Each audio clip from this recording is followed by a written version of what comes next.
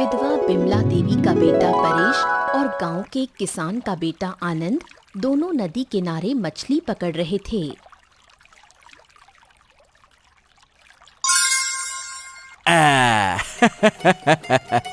फिर से एक बड़ी मछली पकड़ ली। अरे तू क्या कर रहा है परेश? अरे क्या ही करेगा, तुझको तो मछली पकड़ना आता ही नहीं है। देख तो सही, मैंने 4 मछलियां पकड़ ली और तेरी बंसी अब तक खाली है। अब क्या कहूँ, मुझे अच्छे से आता ही नहीं है, इसीलिए तो मैं तेरे साथ आता हूँ ताकि तू मुझे कुछ सिखा सके। लेकिन तू तो खुद में ही मस्त रहता है मछली पकड़ने में। अरे कुछ मुझको भी बता, कैसे पकड़ना है?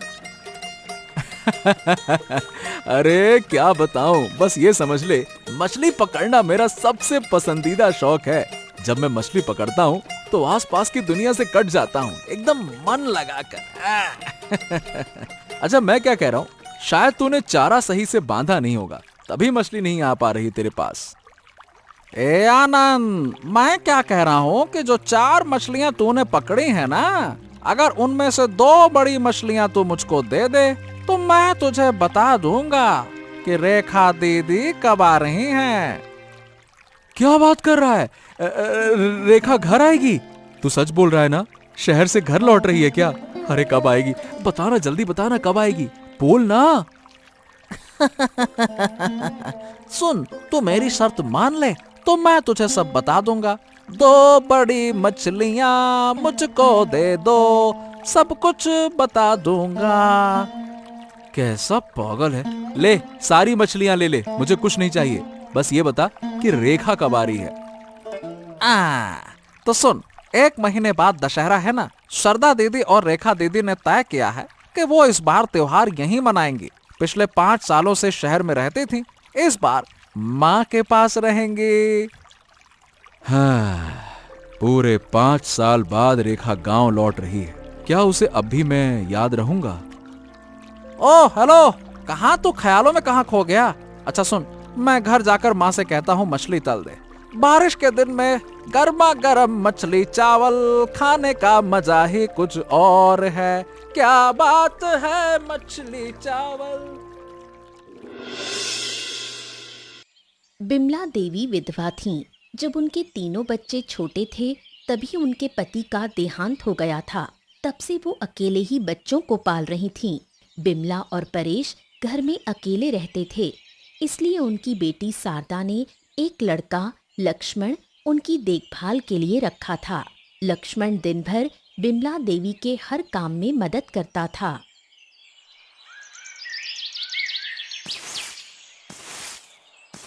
अरे अभी कुछ देर पहले ही तो मैं बाजार गया था और आप फिर से झाड़ू लगाने लगी।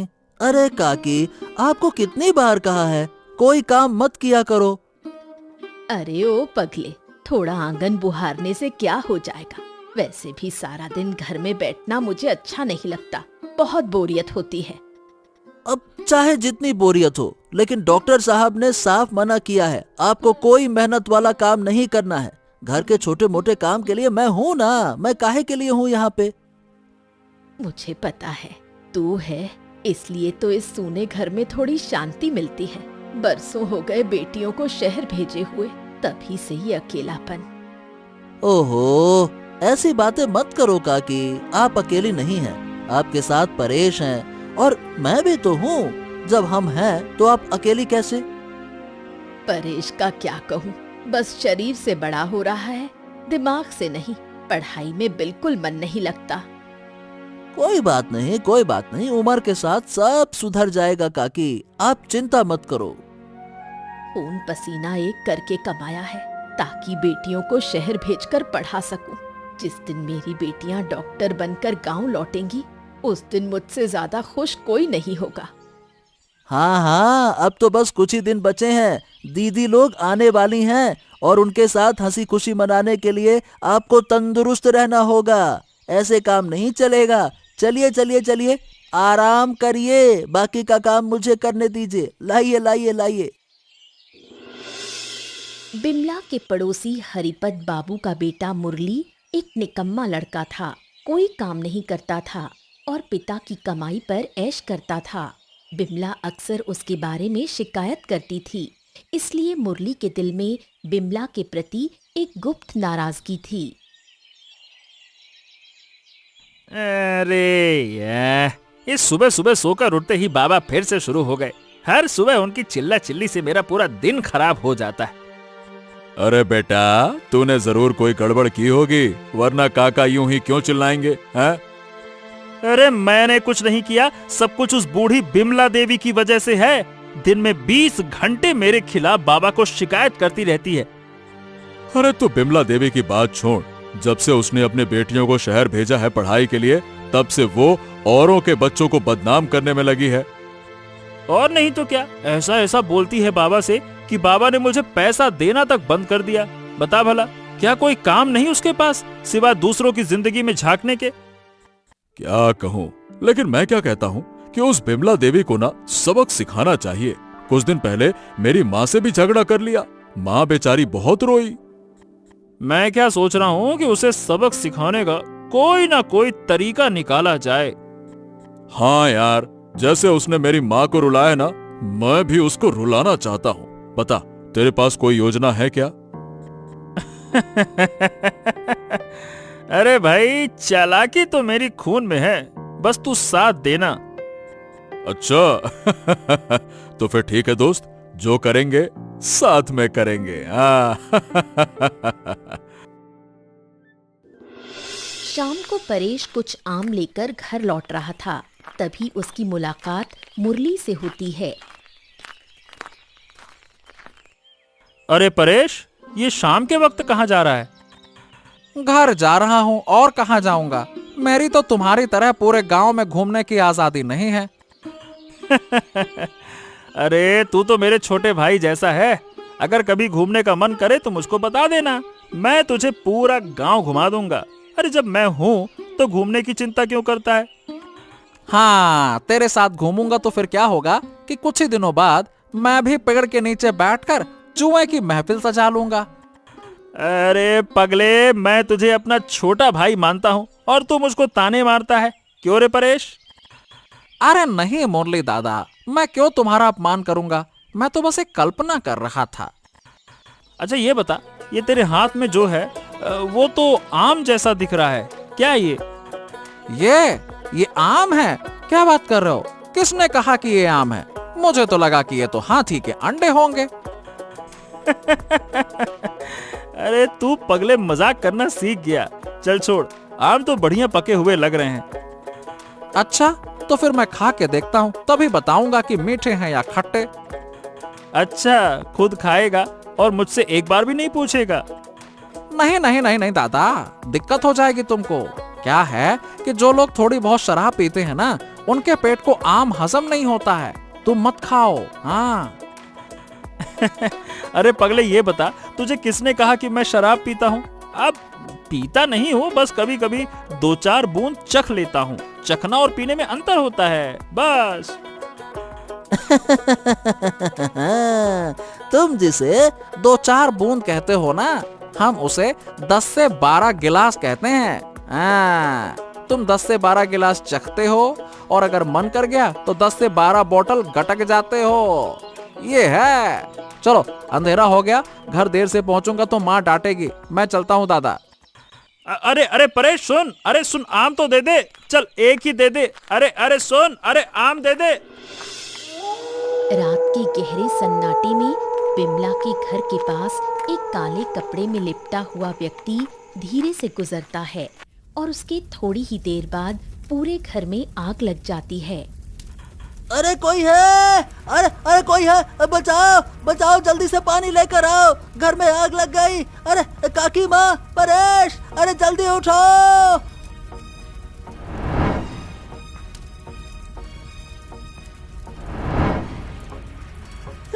काकी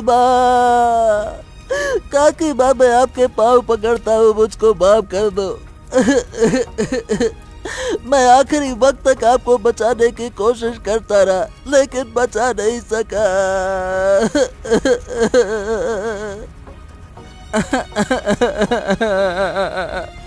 अब मेरा क्या होगा माँ? तुम मुझे अकेला छोड़कर क्यों चली गई? मैं तुम्हें कैसे वापस पाऊंगा?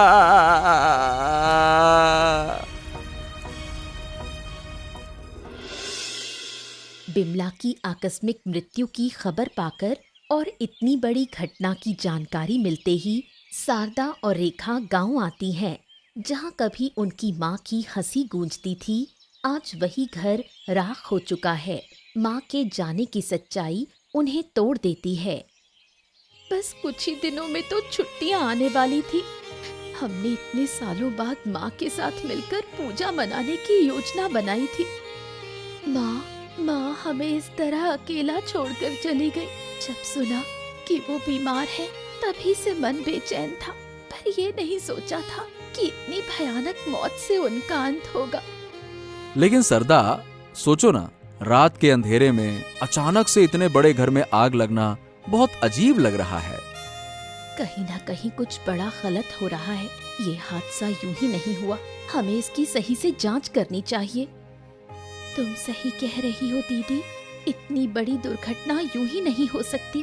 मुझे भी लग रहा है इसके पीछे कोई गहरा रहस्य है और हमें उसे उजागर करना होगा। मुझे लगता है कि इसके लिए हमें पुलिस की मदद लेनी चाहिए। क्या पुलिस हमारी मदद करेगी? हो सकता है पुलिस इसे सिर्फ एक हादसा बताकर केस बंद कर दे। अरे लेकिन पुलिस के बिना तुम दोनों अकेले इतनी बड़ी सच्चाई कैसे सामने लाओगी? अगर पुलिस साथ दे तो सब आसान हो जाएगा ना। आनंद की बात में दम है दीदी, हमें पुलिस की सहायता लेनी चाहिए। अगर तुम्हें लगता है कि यही ठीक है तो वही करो। मेरी बस एक ही चाहत है, अगर इसके पीछे किसी का हाथ हो तो वो किसी भी हालत में बचने ना पाए। कई सालों से आनंद और रेखा एक दूसरे को पसंद करते थे। आनंद तो रेखा के पढ़ाई पूरी कर गांव लौटने का इंतजार कर रहा था, लेकिन इतनी बड़ी त्रासदी में उसका मिलन होगा ऐसा किसी ने नहीं सोचा था। परेश से पहले ही सुन लिया था कि तुम लोग पूजा में घर आ रहे हो। मैं बहुत खुश था, इतने सालों बाद तुम्हें देखने का मौका मिलेगा। वही खुशी मेरे मन में भी थी आनंद, पर सोचा नहीं था कि खुशी इतने बड़े दुख में बदल जाएगी। हाँ, मुझे पता है रेखा कि यह समय तुम्हारे लिए बहुत कठिन है, पर तुम्हें खुद को संभालना होगा। तुम ऐसे टूट नहीं सकती। मैं तुमको टूटते हुए नहीं देख सकता रेखा। कहने में जितना आसान है, जीने में उतना नहीं आनंद। कोई कितना भी समझने की कोशिश करे, पर हमारा दर्द कोई नहीं समझ सकता। हाँ, शायद मैं तुम्हारी पीड़ा पूरी तरह से ना समझ सकूं, लेकिन मैं महसूस कर सकता हूँ रेखा। बस इतना जान लो कि मैं हर हाल में तुम्हारे साथ हूँ। क्या आज भी तुम्हारे दिल में मेरे लिए उतनी ही जगह है आनंद? क्या इन 5 सालों में कुछ नहीं बदला? शायद बदल जाता अगर मैंने बदलने दिया होता, पर इन 5 सालों में मैंने सिर्फ तुम्हारी यादों के सहारे जिया है रेखा। मैंने सोचा था वक्त के साथ तुम मुझे भूल चुके होंगे, कोई नई जिंदगी शुरू कर ली होगी। तुम्हें पता है, जिस दिन तुम गांव छोड़कर गई थी उसी दिन मेरी जिंदगी रुक गई थी। मैंने वादा किया था कि तुम्हारे लौटने का इंतजार करूंगा। मैं भी इन 5 सालों में तुम्हें कभी नहीं भूली। क्या अब भी तुम मेरे साथ आ सकते हो इस मुश्किल वक्त में? हाँ, इस सवाल का जवाब दे चुका हूँ रेखा। मैं हमेशा तुम्हारे साथ हूँ। शारदा और रेखा ने आनंद की सलाह पर पुलिस की मदद ली। जब पुलिस ने पूरे घर की अच्छी तरह से जांच की तो उन्हें घर के बाहर एक शराब की बोतल और एक छोटा रूमाल मिला। देखा रेखा, जैसा हमें शक था वैसा ही हुआ। घटनास्थल से शराब की बोतल मिली है और ये साबित करता है कि इसमें किसी का हाथ जरूर है। लेकिन ये रूमाल किसका हो सकता है? अगर एक बार पता चल जाए तो समझो आधी समस्या हल हो गई। अब जब ये चीजें मिल गई हैं ना, तो पुलिस को असली गुनहगार पकड़ने में ज्यादा वक्त नहीं लगेगा। बस थोड़ा सा धैर्य रखो, हम जरूर अपराधी को ढूंढ लेंगे, देखना। लेकिन सिर्फ पुलिस पर सब कुछ छोड़ देने से कुछ नहीं होगा। हमें भी कुछ कदम उठाने होंगे असली अपराधी तक पहुंचने के लिए। मुझे ऐसा लग रहा है कि मैंने ये रुमाल किसी बहुत परिचित के पास देखा है, लेकिन अभी याद नहीं आ रहा। कहीं तो देखा है मैंने इसको। माफ कीजिएगा अगर मैं बीच में बोल रहा हूँ, लेकिन मैं एक बात कहना चाहता हूँ, हमारे घर के पास जो हरिपत बाबू का बेटा है ना, वो भी तो दिन भर शराब पिए घूमता रहता है। हाँ लक्ष्मण, लेकिन सिर्फ नशा करने से किसी पर शक नहीं किया जा सकता ना। शराब की बोतल तो किसी कारण से भी हो सकती है, लेकिन असली चीज है सबूत। एक मिनट, रुकिए। एक दिन मैं पेड़ के नीचे बैठा था, तब मुरली दादा के हाथ में ऐसा ही रुमाल देखा था, याद आ गया। अरे हाँ, मैं पक्के तौर पे कह सकता हूँ कि ऐसा ही रुमाल मुरली दादा के पास था। लेकिन मतलब मुझे यकीन नहीं हो रहा कि मुरली दादा इतना बड़ा काम क्यों करेंगे। उसकी तो हमारे साथ कोई दुश्मनी भी नहीं थी।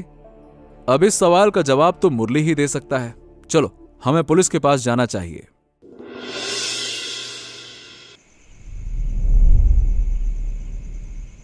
जो कुछ भी हो रहा था उसके पीछे मुरली का ही हाथ था। लेकिन जब उसे पता चला कि रेखा ने पुलिस की मदद ली है और जांच चल रही है, तब उसे अपने कर्मों पर पछतावा होने लगा। अरे तू इतना चुप क्यों है रे?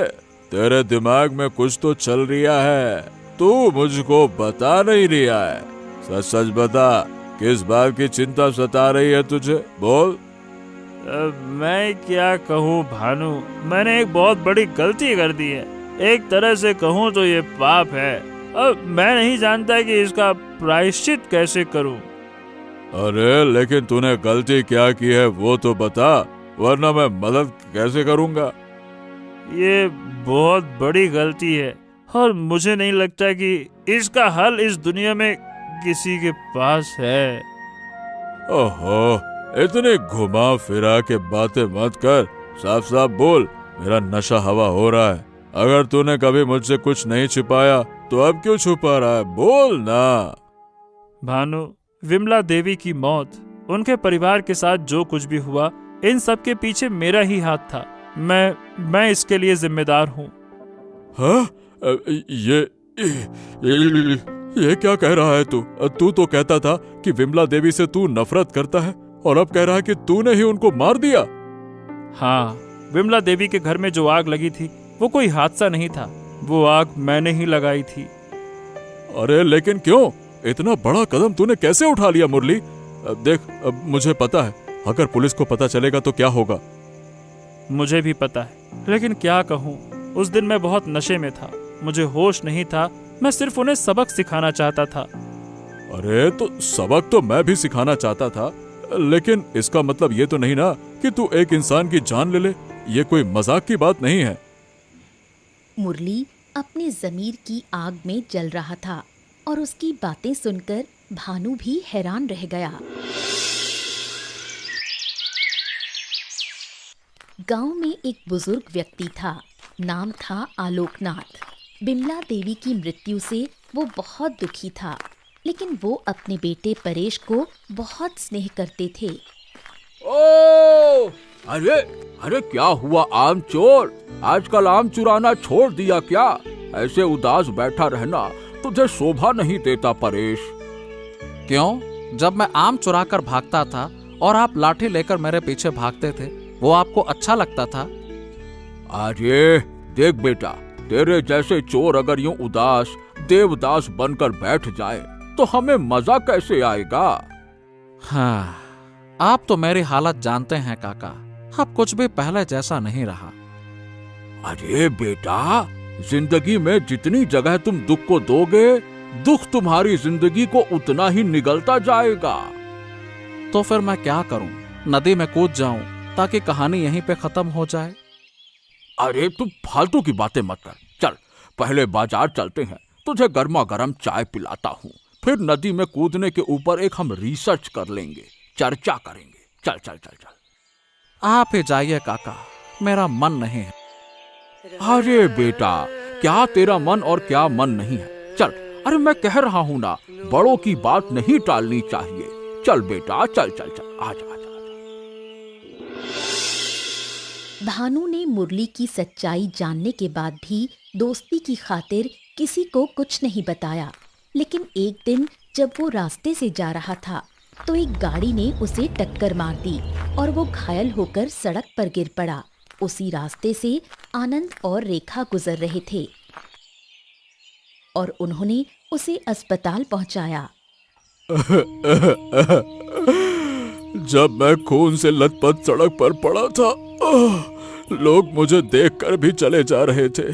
अगर तुम दोनों वक्त पर नहीं पहुंचते तो शायद मैं मर ही गया होता। शांत हो जा भानु, ये सब ऊपर वाले की मर्जी है। आजकल सड़कों पर बहुत हादसे हो रहे हैं, अगली बार जरा संभल कर चलना। तुम्हारी हालत अब ठीक है, इस बात की हमें बहुत खुशी है। हमने तुम्हारे लिए कुछ दवाइयाँ छोड़ी हैं, समय पर लेना। अब हमें जाना होगा। हाँ, मुरली पर शक है। रुको रेखा, अब तक मैंने तुमसे एक बहुत बड़ा सच छिपाया था, लेकिन आज तुमने मेरी जान बचाई। मैं अब और तुमसे झूठ बोलकर कृतज्ञ नहीं बनना चाहता। क्या बात कर रहा है? कौन सा सच भानु? क्या बात है, बता।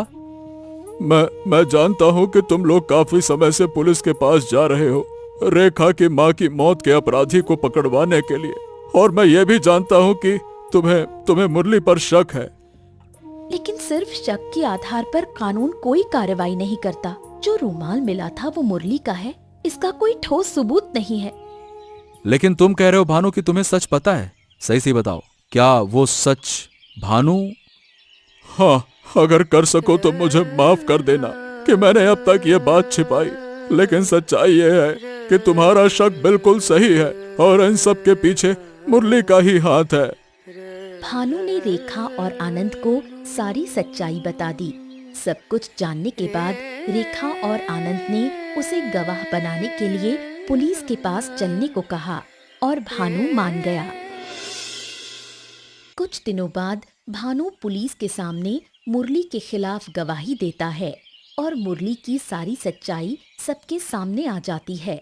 शारदा और रेखा सभी को लेकर मुरली के घर पहुंचती हैं और उनके साथ पुलिस भी होती है। अरे तुम सब लोग मेरे घर के सामने क्या कर रहे हो? इतनी भीड़ जमा की है और पुलिस यहाँ क्यों खड़ी है? मैं इसलिए तुम्हारे घर के सामने खड़ी हूँ क्योंकि अब तुम्हारे सारे गुनाहों का पर्दाफाश हो चुका है। पुलिस तुम्हें गिरफ्तार करने आई है ताकि तुम्हें तुम्हारे कर्मों की सजा मिल सके। ये कैसी बकवास बातें कर रहे हो तुम लोग? मैंने क्या किया? मुझे क्यों गिरफ्तार करोगे? बस बहुत हो गया, अब तुम्हारा नाटक काम नहीं आएगा मुरली। तुम्हारे लिए बेहतर यही होगा कि तुम अपने सारे गुनाह को कबूल कर लो, समझे? देखो, मैं बेगुनाह हूँ, मैंने कुछ नहीं किया। जब मैंने कुछ किया ही नहीं तो मैं क्या कबूल करूँगा? ए मुरली, कृपया करके अब सच बोल दे। यहाँ हर किसी को पता है कि तूने क्या किया। मैंने खुद पुलिस को तेरे खिलाफ गवाही दी है। क्या? अरे तू मेरा दोस्त होकर मेरे खिलाफ गवाही दे आया भानु? इतनी बड़ी गद्दारी तूने कैसे कर दी? मैंने तो तुझ पर अपने भाई से भी ज्यादा भरोसा किया था, तू तो गद्दार निकला। हाँ, मुझे माफ कर दे मुरली। मैं तेरे भरोसे की लाज नहीं रख पाया, लेकिन मैं अब ज्यादा दिन ये अन्याय अपने अंदर दबा कर नहीं रख सकता। इसलिए मैंने सच का साथ देने का फैसला किया। ये सब मिलकर मुझे फंसाने की साजिश कर रहे हैं। अरे छोड़ो मुझे। अरे मेरा इन सब में कोई हाथ नहीं है। ये सब झूठ बोल रहे हैं। सब मेरे दुश्मन है, दुश्मन। मुझ पर झूठा इल्जाम लगाया जा रहा है। मुरली कितना भी चिल्लाता रहा, उसका कुछ असर नहीं पड़ा। पुलिस उसे गिरफ्तार करके ले गई। मुरली अपने सारे गुनाह कबूल कर लेता है। सच सामने आने के बाद उसे 10 साल की सजा मिलती है। शारदा और रेखा अपनी दिवंगत माँ को न्याय दिलाने में सफल होती हैं। अकेले अकेले क्या सोच रहा है परेश? हाँ, सोच रहा हूँ दीदी कि कुछ ही दिन पहले तो जिंदगी कितनी खूबसूरत थी। जब भी मैं बाहर से घर लौटता था, माँ का चेहरा देखता था, लेकिन अब माँ की शक्ल देखे कितने दिन हो गए। मैं जानती हूँ, माँ की कमी हमें भी बहुत महसूस होती है। ये पूरी घटना ही साबित करती है कि जिंदगी का कोई भरोसा नहीं। जिंदगी कब क्या मोड़ ले ले कोई नहीं जानता। हाँ, धीरे धीरे तो दिन कटे जाएंगे, पर जब तुम लोग शहर चले जाओगे तब मैं इस सुनसान गांव में अकेले कैसे रहूंगा? हर एक चीज माँ की याद दिलाएगी। मुझे पता है यहाँ रहकर तू अकेलापन महसूस करेगा, इसलिए मैंने एक फैसला किया है। कैसा फैसला दीदी? जब मैं इस बार शहर जाऊंगी तो तुझे भी अपने साथ ले जाऊंगी। वहाँ तेरे लिए पढ़ाई की व्यवस्था कर दूंगी। नए माहौल में नई जिंदगी शुरू करेगा तो शायद ये दुख थोड़ा कम लगे। लेकिन दीदी, मैं गांव छोड़कर इतने दूर शहर में कैसे रहूंगा, क्या करूंगा? शुरू में मुश्किल लगेगा, लेकिन जब जिंदगी हमें इतनी सख्ती से सबक सिखा गई है। ये गांव, ये खेत खलिहान और सबसे बड़ी बात, इस पूरी जगह में माँ की यादें बसी हैं। तो हमें भी हर हालत में खुद को ढालना सीखना होगा। शहर जाने का मतलब ये नहीं कि हम फिर कभी गांव नहीं आएंगे। हर साल कम से कम एक बार तो माँ की याद में यहाँ जरूर आएंगे। बहुत सारे दुखों के बीच भी वो एक दूसरे का साथ नहीं छोड़ते और मिलकर एक नई जिंदगी शुरू करने का फैसला करते हैं। रेखा के फिर से शहर लौटने की बात सोचकर आनंद का मन भारी हो गया था, लेकिन वो अब उसे फिर से खोना नहीं चाहता था। अरे, तुम लोगों ने शहर लौटने का प्लान कब बनाया है? अगले महीने हमारी परीक्षा शुरू हो जाएगी और फिर यहाँ रहकर तो हर वक्त माँ की याद ही आती रहेगी। इसलिए सोच रही हूँ कल या परसों निकल जाऊं। पर रेखा, अगर तुम चली जाओगी तो फिर क्या कभी गांव आओगी? ये तो पक्के से नहीं कह सकती। शायद साल में 1-2 बार घर देखने आ जाऊं। हाँ, पिछली बार तुम चली गई थी और मैं तुम्हें रोक नहीं सका, लेकिन इस बार मैं नहीं चाहता कि तुम फिर से चली जाओ।